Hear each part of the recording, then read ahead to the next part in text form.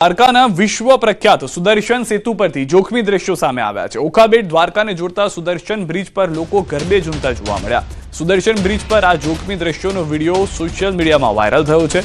રીલ્સના ચક્કરમાં જાહેર માર્ગ પર અનેક લોકો ગરબા રમ્યા। આ બ્રિજ પર અનેક વખત અકસ્માત સર્જાઈ ચૂક્યા છે, તેમ છતાં પણ રીલ્સના ચક્કરમાં નિયમો નેવે મૂકી ગરબા રમવામાં આવી રહ્યા છે। एक तरफ जाहिर रोड पर वाहनों पसार थई रह्या छे, बीजी तरफ लोको गरबे झूमी रह्या छे।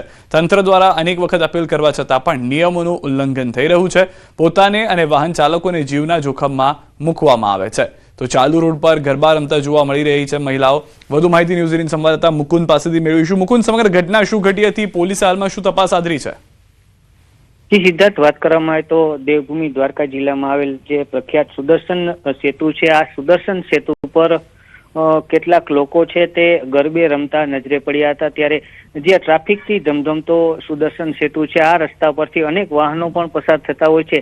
ત્યારે આ જોખમી રીતે રીલ્સ બનાવવાની ચક્કરમાં જે પોતાનો જીવ જોખમમાં મૂકતા હોય છે, ત્યારે અન્ય લોકોનો પણ જીવ જોખમમાં મૂકતા હોય છે। અને તંત્ર દ્વારા અનેક વખત લોકોને અપીલ કરવામાં આવી છે કે સુદર્શન સેતુ પર કોઈ પણ પ્રકારના સ્ટન્ટ કે રીલ્સ બનાવવાની સખ્ત મનાઈ કરવામાં આવી છે, પરંતુ જે આ લોકો છે તે બેદરકારી દાખવતા નજરે પડ્યા હતા અને તંત્ર દ્વારા અનેક વખત અનેક લોકો સામે ગુના પણ દાખલ કરવામાં આવે છે, પરંતુ આ લોકોની બેદરકારી સામે આવી હતી। જી સિદ્ધાર્થ, આભાર સમગ્ર માહિતી બદલ। તો હાલમાં લોકોની બેદરકારીને લઈને પોલીસ એક્શન કરવામાં આવે તેવી પણ સ્થાનિકો તરફથી વાહન ત્યાંથી લઈને પસાર થતા લોકોની રાવ છે।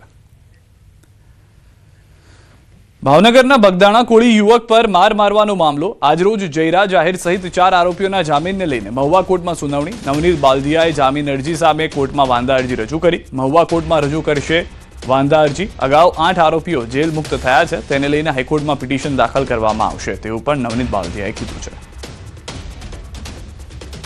આરોપીએ જામીન અરજી મૂકી છે, એ બાબતે અમારી લીગલ ટીમ દ્વારા જે વાંધા રજૂ કરવાના છે જામીન અરજી વિરુદ્ધ, એના માટે અમે આજે આવેલા છીએ। તો આગળના શું પ્રશ્નો હશે? જામીન અરજી બારામાં કોઈ આપની વાંધા અરજી કેસ? હા, વાંધા અરજી અમે રજૂ કરવાના છીએ ને અને જે નવા મૂક્યા છે ને અત્યારે જામીન એ બારામાં, અને જે જૂના છે એમને તમે હાઈકોર્ટમાં પિટિશન દાખલ કરવાના છે।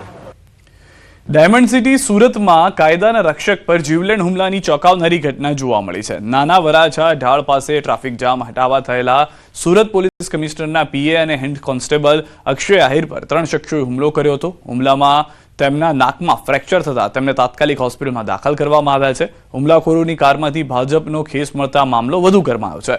કાપોદ્રા પોલીસ અને ક્રાઇમ બ્રાન્ચે ફરિયાદ નોંધી આરોપીઓની શોધખોળ શરૂ કરી છે।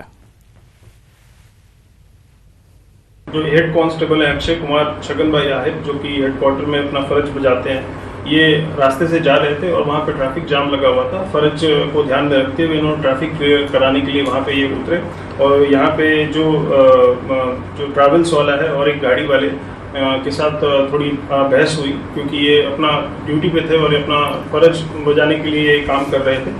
फिर भी सामने वाले ने इन पर हमला किया और हमला करके इनको गंभीर ईजा पहुँचाई। इस मामले में हमने सीरियसनेस को लेते हुए तुरंत ही इसमें फरियाद दाखिल की है। સુરતથી સમાચાર। બારડોલીમાં પ્રેમ પ્રકરણમાં તાલિબાની સજાનો મામલો। પોલીસે તમામ આરોપીની કરી ધરપકડ। યુવક કોળી સમાજની છોકરીને લઈને ભાગી જતા વિવાદ। પ્રેમી યુગલ ફરાર થતા પરિવારને માર મરાયો। યુવકની માતા, ભાઈ અને બહેનને માર માર્યો। ઝાડ સાથે બાંધીને જાહેરમાં લાકડી વડે ફટકાર્યા। વિડીયો વાયરલ થતા પોલીસે કરી છે કાર્યવાહી। એક જે રક્ષક નામનો જે છોકરો છે એ એક છોકરીને લઈને ભાગી ગયેલો, જેના અનુસંધાને છોકરીના પરિવારજનો જે છોકરો જે છે રક્ષક એમના ઘરે ગયેલા અને એમના પરિવારજનો સાથે ગામના અન્ય લોકો પણ હતા, અને જે રક્ષક છે એમનો ભાઈ તથા એમની બહેન અને માતાને ત્યાં માર મારેલ અને ઢસડીને ગામની વચ્ચે લઈ ગયેલ અને એક ઝાડ સાથે બાંધેલ અને માર મારેલ। અને ગુનાની તપાસમાં 13 આરોપીઓની ધરપકડ કરવામાં આવેલી છે અને આરોપીઓને આગળની કાર્યવાહી માટે નામદાર કોર્ટમાં રજૂ કરવામાં આવશે અને કડકમાં કડક કાર્યવાહી કરવામાં આવશે। સુરત શહેરના